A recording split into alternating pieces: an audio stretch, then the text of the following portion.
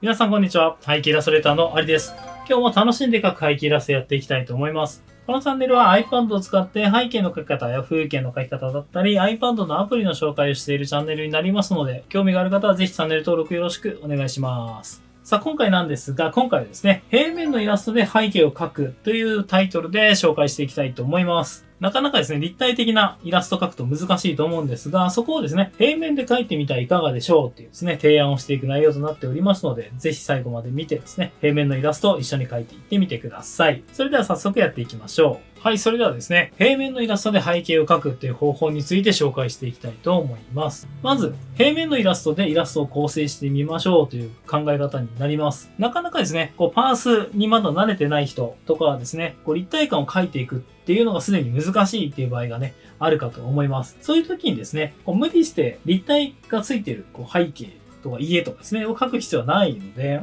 それを練習していくのはもちろん素晴らしいことなんですが、描けない場合は別に平面のデザインでも全然大丈夫なんですね。で、平面のイラストを使ってイラストを構成することでですね、1枚のイラストを完成させることができます。で、単純化したデザインっていう、その平面のイラストでもですね、十分面白いイラストを描けますので、ぜひですね、立体感がついたイラストなかなかね、まだ描けないよって方はぜひ、このやり方でですね、チャレンジしてもらいたいなと思っております。で、ポイントとしてはですね、近景と中景と円形、要は一番近い、で真ん中、一番遠いっていう、そのね、3つを意識してあげるとですね、結構距離感っていうのが見えてくるので、この3つを意識して、平面のイラストで、ぜひですね、構成してみてください。で、さらにですね、平面のイラストでもし描けたとします。で、そこからですね、立体的にしたいなっていう場合は、それを描いた後に、例えばこの1箇所だけ、例えばこの家だけ立体的にしようかなっていう時に、それを1点透視図とかですね、2点透視図っていうのに当てはめて、後から立体化するっていうのをやっていくと、それはそれで勉強になりますので、ぜひですね、まず平面を描いて、一回背景を描いてみた、やったっていうのをですね、体験してみた後に、ぜひですね、その後に立体化っていうのをですね、してみてください。それではですね、やり方を説明していきたいと思います。さあ、まず、オブジェクトで考えてあげましょう。平面のね、イラストなんで、何を平面で配置していきたいのかっていうのを考えてあげます。今回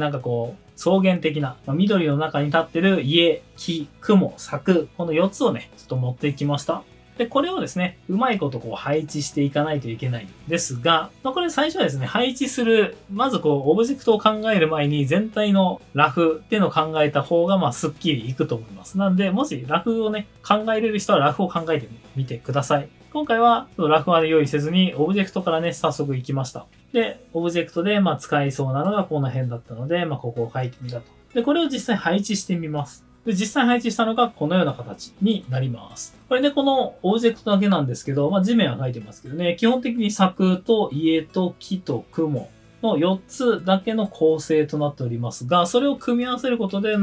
一枚絵っていうのを、絵本のようなね、一枚を描くことができました。割合的にはですね、レイヤーの中身的には、こういう家を配置して、柵を配置して、で、木を配置して、雲を配置するという形の流れとなっております。なので、こんな感じでですね、オブジェクトを考えてそれを配置するだけでですね、意外と一枚絵になっていませんか？で、こんだけでも全然背景っていうのは描けるんですね。なので、立体感をつけないといけない、どうしてもそうしないと描けないってわけじゃなくてですね、立体感なかなか難しいなって人は、まずこういう平面で考えてあげて、一枚イラストを描くっていうのをですね、体験すると、そこから先に進みやすいかなと思いますので、ぜひですね、この平面のデザインで一枚のイラストを完成させてみてください。で、さらにここからですね、余裕がある場合はカラーまで塗ってあげると非常にいいかなと思います。こんな感じですね。今回この影とかもね、入れてますので、例えば光がどっちから当たってるのかなとか、なんとなくそういうのを考えてあげたりとか、どういう場所に立ってるのかな、ちょっと寒いとこなのかなとか、そしたら雪をね、ここに積もらせてもいいですしね。そんな感じで色を入れるとさらに世界観がね、突き詰められるので、もし塗れそうな人は色までね、塗ることをお勧めします。で、ポイント、注意点としてはですね、いろいろな遠近法を意識してあげるっていうのがうまくいくポイントになります。上下遠近法というものがあります。下の方にあるより上の方にある方が遠くに見えるって遠近法なんですが、それを使うことによって、下の方に柵、上の方に木、さらに上の方にさらに木っていうのを入れてあげることによって、手前、奥、さらに奥っていう形でですね、こういう奥行きの表現をすることができます。これ上下にね、置き換えるだけ、置くだけでですね、なんとなく遠近感が出ますので、かなり簡単に使える遠近法になります。でさらに、長寿遠近法というのもありまして、こちらは、重ね合わせって言われるやつですね。重ねて合わせることによって、この後右手の方が手前にあるっていうのがわかりますね。逆にこうだと左手の方が手前になりますね。こんな感じで、柵とこの家をわざと重ねることによって、どっちが手前なのかっていうのがわかりやすくなるんですね。これが超上限遠近法というものになります。で、あとは空気遠近法というものがありまして、奥に行くと、簡単に言うと空気の色ですね。空気の色、青とかね、空の色みたいな感じで、そういう色がですね、こう出てきます。なので、この奥にある木の色なんですが、これは緑色なんですが、奥の方にあるつもりで描いてるので、ちょっと青っぽくしてる。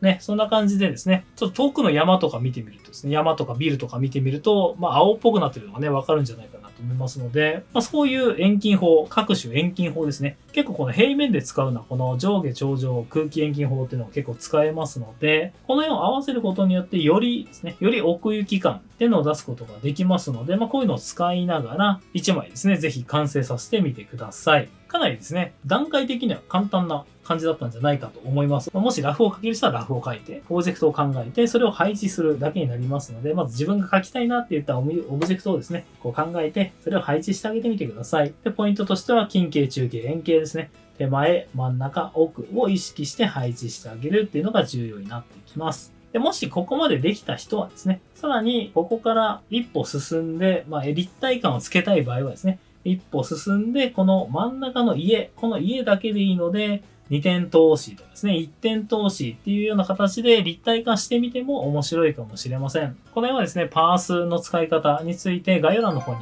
リンク載せておりますので、ぜひそちらの動画を見ていただきたいんですが、そういうパースっていうのを合わせることによってですね、さらにちょっと入り組んだようなイラストも描くことができますので、こういう入り組んだのを描きたいなっていう場合はですね、ぜひそういうのもやってみてはいかがでしょうか。もちろんこの正面からの平面のイラストでもですね、全然いい感じに描けますので、もうこういう世界観でガンガンやっていくっていうのも全然ありだと思います。なので、いろんなですね、立体感描けないからちょっと絵が描けないとか背景描けないっていう感じで考えるのではなくですね、立体感なくてもですね、別にこのベタってした絵でも全然描けますので、もういろんな遠近法っていうのがね、やっぱりこう上下とか長寿とか空気とかですね、いろいろありますので、そういうのを駆使して、かっこいいイラストをですね、ぜひ構成してみてください。今回の動画が良かったよ、参考になったよという方は、ぜひチャンネル登録、高評価の方もよろしくお願いします。また通知のボタンを押していただけると嬉しいです。ウェブサイトの方やっておりますので、ぜひ概要欄からご覧ください。SNS やっておりますので、フォローしていただけると嬉しいです。また僕のイラストの販売等もしておりますので、概要欄からぜひご覧ください。メンバーシップも募集しておりますので、下のメンバーシップのボタンからですね、確認していただけると嬉しいです。それではまた次回の動画でお会いしましょう。背景イラストレーターのアリでした。